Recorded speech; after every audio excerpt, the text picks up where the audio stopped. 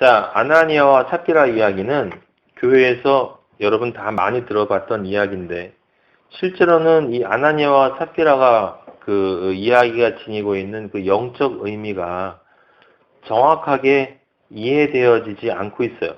근데 지금 여러분들이 이 이야기를, 이게 왜 이야기가 나온 거냐면, 지금 초대교회 상황을 이야기하는 거예요. 초대교회. 사도행전 이 앞에 보면, 이제 베드로가 오순절 성령 이후에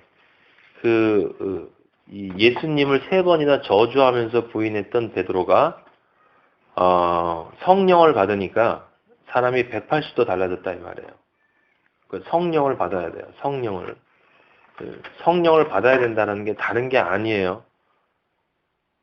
아버지가 정말 아버지로 믿어지면 그게 성령을 받은 거란 말이에요.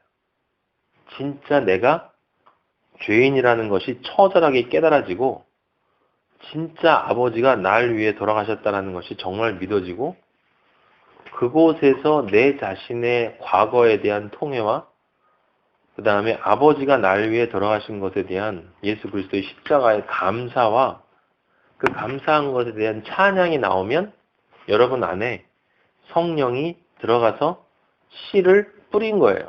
내 영과 성령이 연합을 한 거예요. 바로 이 사건이 강하게 일어난 것. 처음 성령이 구약의 요엘서에 보면 말세의 때가 이르니 내가 성령을 부어주리라. 하나님이 약속한 게 있어요. 성령을 물 붓듯이 부어준다는 약속이 있는데 그때 그 성령이 부어준다는 약속이 언제 실행이 된 거냐면 바로 오순절 다락방에서 사도행전에서 일어난 거죠. 그래서 베드로가 성령에 이끌려서 이제 사람들 병도 고치고 예수님이 했던 일을 똑같이 그대로 해요. 이제 죽은 자도 살리는 일이 있고 그렇게 되다 보니까 사람들이 많이 모이게 됐고 사도행전 4장 1절 한번 보실래요? 거기 보면 믿는 무리가 한 마음과 한 뜻이 되어 모든 물건을 서로 통용하고 그 공산주의자들이 이걸 보고 이제 공산주의를 만든 거예요. 해방신학도 여기서 다 나온 거고 민중신학도 다 여기서 나온 거고 그 다음에 끊임없이 이 시대 이후에 초대교회 이후에 지금 2000년 동안 끊임없이 종교인들 사이에서 세상과 분리되어진 공동체를 만들어서 자기들끼리 먹고 사는 공동체를 만들겠다고 하는 운동은 끊임없이 있어 왔어. 그게 이걸 보고 이제 이야기를 하는 거예요. 사실은 그런 의미가 아님에도 불구하고 여기 중요한 건 어쨌든 사람들이 너무 좋아서 그 자기 것에 대한 소유가 없이 자기 재물을 조금이라도 자기 것이라 하는 이가 없더라. 서로 나눴다라는 거예요. 그래서 사람들이 같이 모이면 자기 것 이런 것 없이 그냥 자기 것 다 팔아가지고 내놓으니까 사도들이 이렇게 필요한 대로 이렇게 나누어 준다라고 하는 거죠. 그러면 그것이 하나님의 뜻이겠습니까? 지금 우리가 그런 일을 해야 되는 것이냐라고 하는 것이에요. 물론 그렇게 하면 좋죠. 실제로 그렇게 할 수 있는 사람이 있겠어요? 그렇지 않아요. 진정한 영적 의미는 조금 다른 것에 있는데 여기에서 그게 나쁘다는 게 아니에요. 그게 사실은 궁극적인 지향점이지만 천국에 가면 우리는 재물이 아니고 하나님의 은혜를 나누는 사람들인데 34절에 보면 가난한 사람이 없으니 이는 밭과 집 있는 자는 팔아서 판 것을 가져다가 사도들의 발 앞에 두면 그들이 각 사람의 필요를 따라 나눠주는 그런 상황이야. 그래서 그런 상황에서 바나바도 36절에 보면 바나바도 자기 밭을 자기 재산을 다 팔아가지고 갖다 줬어요. 근데 거기에 아나니아랑 삽비라는 사람이 있는데 이 사람들도 이제 신앙을 가지게 된 거죠. 그래서 감사하는 마음에 다른 사람들처럼 자기들 재산을 다 하나님 앞에 바치고 싶은데 밭을 가지고 있다가 팔고 나니까 돈을 딱 가지니까 이게 좀 아까운 거예요. 그래가지고 조금 남겨놓고 나머지를 갖다가 냈어요. 근데 베드로가 뭐라고 그랬냐면 3절에 아나니아야 어찌하여 사탄이 네 마음에 가득하여 네가 성령을 속였다는 거예요. 나는 속일 수 있을지 모르지만 성령은 속일 수 없다는 얘기죠. 땅값 얼마를 감추었느냐. 그래놓고 어떤 일이 벌어졌냐면 원래 땅은 네가 마음대로 할 수 있는 건데 네가 약속을 했는데 안 지켰지. 성령을 속였지. 근데 그렇게 얘기했는데 5절에 보면 이 말을 듣고 엎드려져 혼이 떠났어요. 죽었어. 그러니까 실제 이 5장에 있는 이야기가 성경이 이야기하고 이 겉에 있는 이야기가 성경이 이야기하는 진짜 의미라면 살아있을 기독교인이 없어요. 예. 저도 이미 옛날에 죽었어요. 나도 옛날에 죽었어야 돼. 왜냐하면 11조 가지고 고민했던 적이 한두 번이 아니고 언제부터 11조를 해야 되느냐, 얼만큼 해야 되느냐. 직장인들은 11조 할 때 이게 네또로 11조를 할 거냐, 브루또로 할 거냐, 뭐 이런 걸로 고민을 많이 한다고 그러는데 사람들은 다 이런 고민이 있단 말이에요. 그러면 그리고 또 무슨 얘기가 있냐면 하나님 앞에 왜 건축 헌금 얼마를 약정했는데 그걸 바치지 않는단 말이죠. 다 못 바쳐. 돈이 있는데도 이렇게 저렇게 늦추고 그러면 속였잖아. 그럼 죽어야 되잖아요. 그래서 교회 목사님들이 이 아나니와 삽비라 얘기를 굉장히 많이 사용을 해서 성도들을 협박을 해요. 그죠? 하나님한테 약속했으면 사람은 속여도 하나님은 속이지 못하니까 약속한 거 있으면 빨리 갖다 바치라고. 집 팔고 논 팔고 다 팔아서 사실은 자기한테 갖다 바치라는 얘기죠. 교회에다 갖다 바치라는 이야기예요. 꼭 자기는 아니더라도 일단 교회에 오면은 다 자기가 또 쓸 수 있기 때문에 얼마나 말들을 잘하는지 당연히 그런 이야기가 아니죠. 왜 이야기가 나왔나? 왜 아나니와 삽비라 이야기가 왜 초대교회 때 성령의 능력이 임재하고 사람들이 성령의 능력이 임재해서 사람들이 구원을 받는 그 시점에 구원의 기쁨이 있는 그 시점에 이 이야기가 나왔냐라고 하는 게 중요해요. 지금 우리가 읽었던 출애굽기에서 홍해를 건너자마자 무슨 일이 벌어지냐면 그 이스라엘 민족이 하나님을 찬양해. 그 출애굽기 15장 보면 잠깐만 다시 돌아가 봐요. 15장 보면 모세와 이스라엘 자손이 여호와께 찬양한다고. 찬양을 하고 15장 19절에 보면 여자들이 다 나와가지고 찬양해요. 속옷 들고 막 하나님 아버지 정말 위대하시라고 하나님 같은 분 없다고 정말 우리의 통치자시라고 대단하시다고 이 아버지 같은 신이 없다고 그렇게 찬양하고 딱 사흘길을 걸어서 사흘 딱 지난 다음에 물 없다고 불평해요. 거기 22절, 23절, 24절 보면 백성이 모세에게 원망하여 그 전에 그걸 경험한 다음에 바로 그런 원망이 나와. 이게 인간의 모습이라는 거예요. 무슨 얘기입니까? 그리스도인이 실제 그리스도인이 돼도 아버지가 원하는 그리스도의 마음으로 바뀌어 나가지는 그 과정을 보면 실제로 인간적인 마음이 계속 생긴다라고 하는 거예요. 그것이 안 생기는 것이 아니고 생긴다라고 하는 거죠. 중요한 건 어떤 지향점으로 향해 가야 하는가라고 하는 것을 알고 있는가라는 거예요. 그것이 중요한 것이고 더욱 중요한 건 변해가는 모습이 분명히 있느냐라는 거야. 정체되어 있으면 안 되거든. 물이 고여 있으면 안 된다고. 이건 죽은 거야. 그리스도인은 끊임없이 변해가는 게 맞아요. 그런데 아나니아와 삽비라 같은 마음은 사람이면 누구나 있어요. 그리스도인에게도 있어. 우리에게도 있다고요. 그런데 그러면 다 죽어야 되는데 왜 아나니아하고 삽비라만 죽였냐고. 딱 요 두 사람만 죽이고 앞에도 이야기가 없고 뒤에도 이야기가 없어. 그 이야기는 아나니아와 삽비라의 이 이야기를 보고 사람들한테 너희들 경고하는데 약속했으면 다 갖다 바쳐. 그 얘기를 하는 게 아니고 이 안에 실제 이 이야기 속의 영적 의미를 내가 담아놨으니까 그 의미를 깨달으라는 이야기예요. 그 영적 의미가 어디 나오냐면 마태복음 13장에 나와요. 마태복음 13장 44절. 거기 지금 사도행전 거기 5장 표시해 놓고 마태복음 13장 44절 봐요.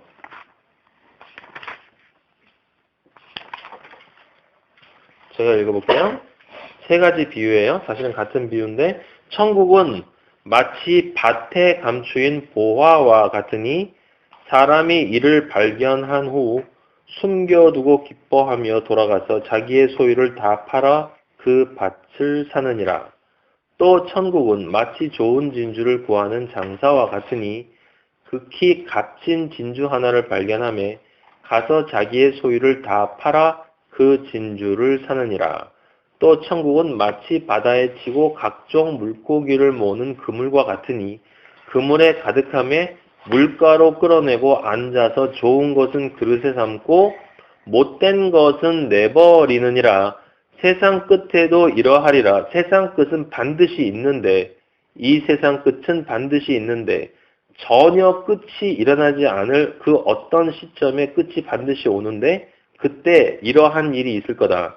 천사들이 와서 의인 중에서 악인을 갈라내어 풀무불에 타는 불에, 이거 타는 불이라는 얘기는 그런 고통, 상상할 수 없는 고통이 있는 곳으로 간다라는 이야기예요. 거기서 울며 이를 갈리라. 아무리 후회를 해도 소용이 없다라고 하는 이야기인데, 지금 그 48절에 49절, 50절 읽은 이야기가 바로 47절 비유죠.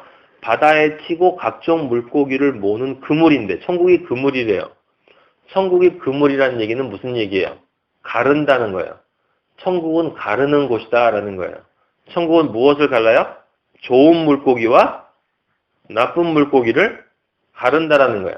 그럼 좋은 물고기가 뭐냐라는 거예요. 좋은 물고기가. 우린 다 알아. 예수님 잘 믿는 사람이라는 거.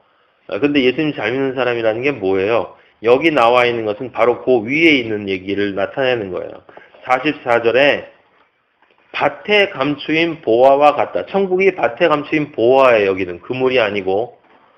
천국이 보화인데 사람이 이를 발견하면 숨겨두고 기뻐하며 돌아가서 자기의 소유를 다 팔아 그 밭을 사느니라. 여기 지금 숨겨두고라는 말을 사람들이 또 오해를 해서 이게 참 나쁜 사람이다. 에? 나쁜 사람이다. 다른 사람이 모르게 이게 모르게 감춰놨다는 이야기 아니냐. 여기 숨겨두고라는 말은 그런 의미가 아니에요. 분리를 의미하는 거야. 분리. 골방으로 들어가서 하나님과만 대화해라. 정말 보화를 아는 사람은 그 보화와만 관계를 한다. 그런 이야기예요. 세상은 그것이 보화인지 모른다는 이야기야. 이해되죠? 다른 사람들은 밭에 감추인 보화라고 그랬는데 여기 감추었다는 건 땅 밑에 묻어놨다는 이야기가 아니고 밭에 보화가 있는데 어떤 사람들에게는 그 보화가 감추어진 거야. 왜? 그게 보화로 보이지가 않아요. 진리를 아무리 이야기를 해도 수업 시간에 얘기를 하건 교회에서 얘기를 하건 어디에서 얘기를 해도 그 진리가 그렇게 귀한 것인 줄을 모른단 말이에요. 사람들은. 그러니까 그 사람들에게는 그 진리가 우리 예수 그리스도의 아버지라는 그 아버지의 존재가 감추인 존재인 거예요. 그런데 그 감추인 존재를 어떤 사람은 어떻게 돼요? 인식해요. 아, 와, 진짜 아버지라는 분이 계시구나. 나를 사랑해주는 존재가 있구나. 내가 지금까지 그 아버지를 모르고 살았구나. 라는 걸 발견하면 숨겨둔다는 이야기는 그것만을 자기 마음속에 가지게 되는 거야. 이제 다른 것을 가지고 있지 않고 그것과의 관계만 있기 때문에 세상에서는 숨겨진 것 같은 모습이다. 당연히 기뻐하죠. 돌아가서 그 다음 게 뭐라고 써 있습니까? 자기의 소유를 다 팔아 그 밭을 산다. 자기의 소유를 다 팔아. 여기 다 팔아라는 단어를 들으면 아, 정말 귀한 걸 알기 때문에 전부 하나도 안 아끼고 다 팔아서라도 그걸 사는구나. 저것이 정말 귀한 것인 걸 아는구나. 그 말도 맞아요. 그 말도 맞는데 그 말이 아닌 뜻도 있어요. 그 무슨 얘기냐면 무슨 뜻이냐면 이걸 뒤로 거꾸로 읽으면 무슨 말이 되냐면 소유를 잘 들으세요. 소유를 다 팔지 않으면 그 밭은 못 사. 소유를 다 팔아 그 밭을 산다는 이야기는 소유를 안 아낀다라는 뜻이 있지만 거꾸로 뒤집으면 뭐냐면 소유를 다 팔지 않으면 그 밭을 못 산다는 이야기예요. 그 45절에 있는 비유도 좋은 친구를 구하는 장사와 같은데 값진 진주 하나를 발견하며 자기의 소유를 뭐라고 그랬어요? 다 팔아 진주를 산다고 그랬어요. 그러면 다시 사도행전 5장으로 돌아가 보세요. 아나니아와 삽비라가 3절에 베드로가 얘기했어요. 2절에 그 값에서 아나니아라는 사람 1절 그의 아내 삽비라와 더불어 소유를 팔았는데 그 값에서 얼마를 감춤해. 얼핏 보면 다 팔았는데 감춘 것 같죠, 일부를. 근데 이게 실제로 영적으로 뭘 의미하는 거야? 다 안 판 거야. 다 안 판 거예요. 아나니아에겐 구원의 가치가 그만큼이라는 거고, 아나니아는 무엇을 했다는 거야? 뒤를 돌아봤다는 거야. 뒤를 돌아봤다는 거. 여기 지금 이야기하는 이야기들은 성령을 속여서 너 거짓말했지. 거짓말했는데 하나님 아버지가 모를 것 같니? 너 거짓말했기 때문에 넌 죽어 임마. 이렇게 겁을 주는 게 아니고 논리를 얘기하는 거야. 논리. 천국은 마치 밭에 감추인 보화와 같은데 아나니아와 삽비라가 이것을 발견은 했어. 다른 사람들처럼. 그런데 그것을 숨겨두고 기뻐해서 돌아가긴 갔는데 자기의 소유를 다 팔지 않고 나머지만 가져와서 그 밭을 살려고 했다 이 말이에요. 살 수 있어요, 없어요? 못 사. 그럼 천국은 뭘 의미해요? 진정한 생명. 아버지와 함께 있는 게 진정한 생명이라고 그랬잖아요. 그럼 천국이 배제된 곳은 뭐? 죽음. 그래서 천국을 위해서 내 모든 것을 팔 준비가 되어 있지 않은 존재는 결단코 천국에 들어오지 못하고 그 존재는 실제로 예수 그리스도를 믿는다고 하지만 믿지 않는 존재이기 때문에 천국에 들어갈 수 없다. 천국에 들어갈 수 없는 것은 무엇과 마찬가지다? 죽음과 마찬가지다. 그래서 죽은 거예요. 알았어요? 그렇게 그런 무슨 동화 같은 이야기를 하는 게 아니다 이 얘기예요. 그러면 바로 이 얘기가 그래서 이 아나니아와 삽비라 이야기는 우리가 조금 전에 봤던 마태복음 13장에 나오는 세 가지 비유를 이제 실제 삶 속에서 초대교회 때 이야기를 한 거고, 그러면 이 얘기가 지금 그 출애굽기에서 어떻게 표현되느냐, 그 뒤로 다시 돌아가 봐요. 출애굽기 14장 27절부터 봅시다. 모세가 곧 손을 바다 위로 내밀매 새벽이 되어 바다의 힘이 회복된지라. 애굽 사람들이 물을 거슬러 도망하나 여호와께서 애굽 사람들을 바다 가운데 엎으시니 물이 다시 흘러 병거들과 기병들을 덮되 그들의 뒤를 따라 바다에 들어간 바로의 군대를 다 덮으니 그 다음에 하나도 남지 아니하였더라. 자, 우리는 어떤 생각을 가지고 있냐면 바로와 바로의 군대가 이스라엘 민족을 공격하기 때문에 그래서 하나님이 그 바로의 군대들을 죽이심으로 이스라엘을 보호해줬다고 생각해요. 맞아요. 맞는 이야기입니다. 하지만 영적인 관점에서 바라보면 아까 제가 얘기했죠. 첫 번째 의미가 뭐라고요? 되돌아갈 수 없다. 근데 그거보다 더 중요한 의미가 있어요. 이제부터 네가 나를 믿고 하나님의 아들이 되어서 나와 동행하겠다고 너의 옛 자아가 죽었다고 지금 세례를 받고 너의 옛 자아가 죽고 새로운 자아로 부활해서 새 생명이 됐다라는 것이 분명하다면 반드시 네가 해야 될 것이 있는데 너의 옛 자아가 가지고 있는 모든 것은 다 팔아버려야 돼. 다 없어져야 돼. 너의 옛 자아는 반드시 죽어야 돼. 거기에 어떠한 찌꺼기도 남으면 안 돼. 찌꺼기도. 그래서 하나님이 애굽에서 군대들을 일부러 끌어낸 거예요. 상징적으로. 왜? 이스라엘이 가지고 있는 애굽에 이스라엘이 살았잖아요. 애굽이 이스라엘의 땅이었다고.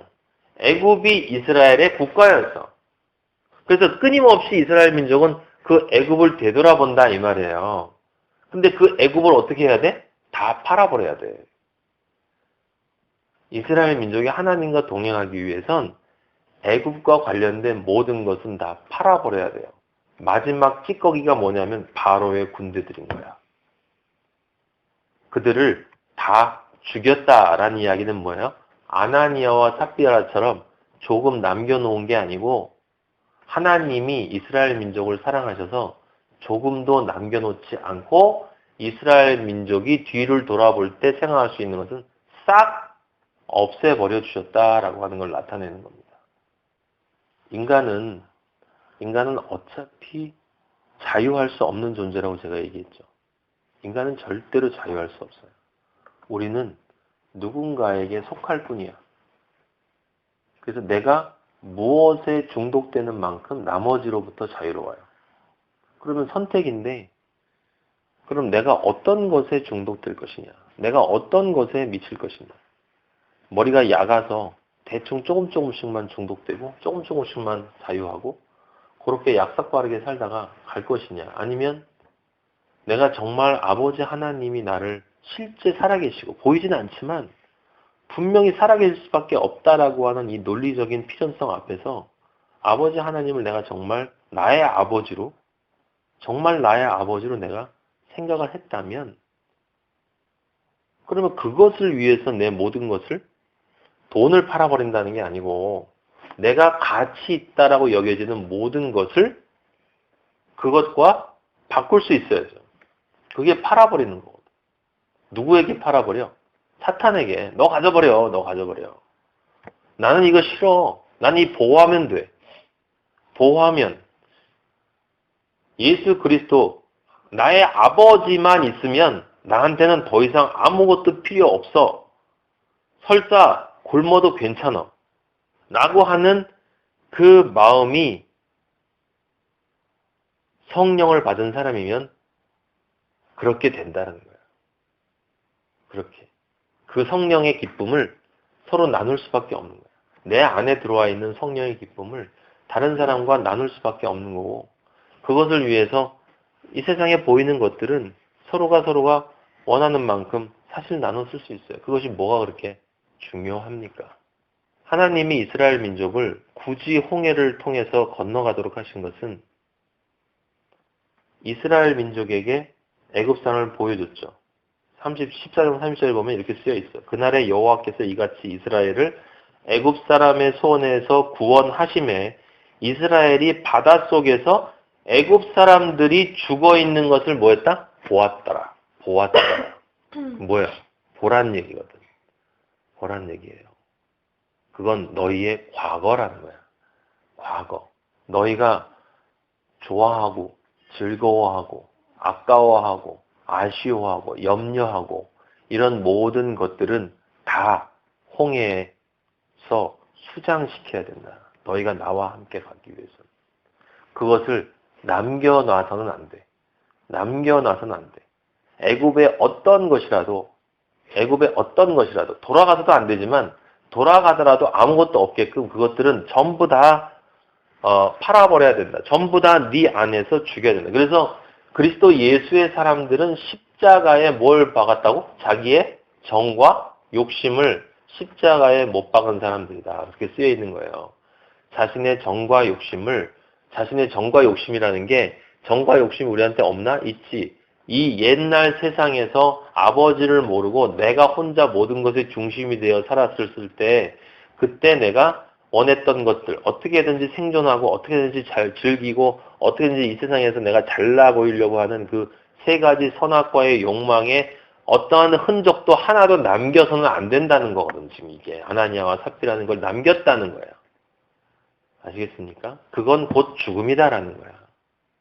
그게 아나니아와 삽비라의 이야기고 이 출애굽한 이스라엘 민족에게 홍해를 건너서 너희들이 너희들의 과거에는 전부 이렇게 죽여야 한다라고 하는 것을 보여주는 것이에요. 하나님 아버지가. 그래서 일부러 홍해로 건너가게 하신 것이다 라고 하는 거죠. 우리는 우리의 정체성을 보면 이 이스라엘 민족이 진짜 웃기지 않습니까? 15장에 그렇게 14장에 그런 경험을 하고 그런 경험을 하고 그렇게 큰 소리로 15장 거의 반 이상을 여호와 하나님을 당연히 찬양할 수밖에 없지 않겠어요? 진짜 아버지가 이런 경험을 누군가 했다면 여러분이? 네? 그런데 그러고 나서 딱 3일 목말르니까 하나님을 원망했단 말이에요. 아버지를. 네. 이스라엘 민족은 그렇게 하다가 광야에서 죽었다 그랬어요. 우리는 그러면 안 된다는 거죠. 신앙도 지조가 있어야 되는 거예요. 그게 춤이야. 춤. 마음의 중심이 하나인 거. 우리 마음의 중심을 하나로 가지고 시간이 흐를수록 이 세상에서 그리스도인으로 사는 건 진짜 어려워요. 우리 여러분들 직장 다니는 사람들은 다 알 거야. 나는 서울을 떠나서 너무 행복해요. 눈에 보이지 않기 때문에.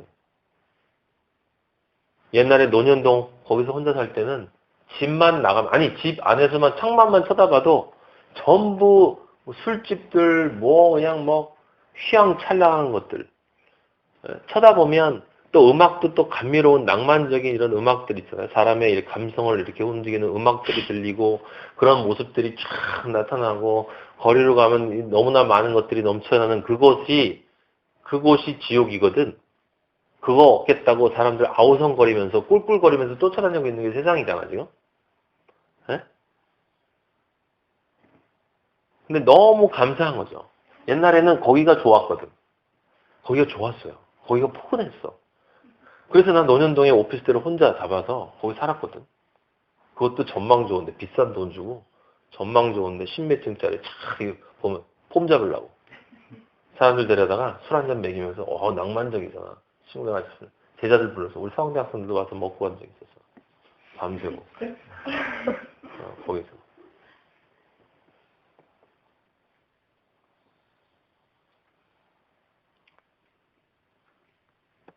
네.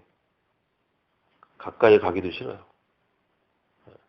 왜냐하면 거기가 싫은 것도 있지만 아버지가 너무 좋았기 때문이고 또 그 근본 밑바탕에 뭐가 있냐면 우리는 눈을 가지고 있기 때문에 귀가 있기 때문에 우리 몸이 있기 때문에 사탄은 끊임없이 우리를 그쪽으로 유혹을 할 수 있어. 그리고 우리는 약해. 약하기 때문에 자꾸 보면 쇼핑하고 싶고 보고 싶고 즐기고 싶고 한잔 마시고 싶고 그래서 예수님이 피하라고 그랬단 말이에요. 그런 자리는 피하라고 그랬어. 사탄은 대적해야 되지만 내가 유혹에 빠질 수 있는 자리는 피해야 돼요. 아예 처음부터 안 가는 게 좋아. 그래서 정확하게 구분할 수가 있었던 거예요. 마리아하고 나는 여기 오니까 너무 좋거든. 왜냐하면 하나님하고 교제하고 하나님이 창조한 자연을 보고 사니까 다른 것들 안 보이고. 그런데 마리아를 제한 모든 직장 동료들은 여기가 너무 싫다는 거야. 백화점이 없다고. 그래서 부인들이 안 내려온대. 여기를. 남편들이 출퇴근하는 거야. 서울에서 여기를. 부인들이 죽어도 안 내려온다고. 아이들 교육도 시킬 수 없다고 그러고 힘들다. 학원도 별로 없다고 그러고. 쇼핑도 할 수가 없고. 갈 데가 없다는 거야. 갈 데가. 근데 우리는 갈 데가 너무 많은데 진짜 천국인데 그러니까 우리가 그렇게 얘기해서 사람들이 이해를 못하는 거예요. 그렇게 진짜 좋냐고. 좋다고. 정말 좋다고.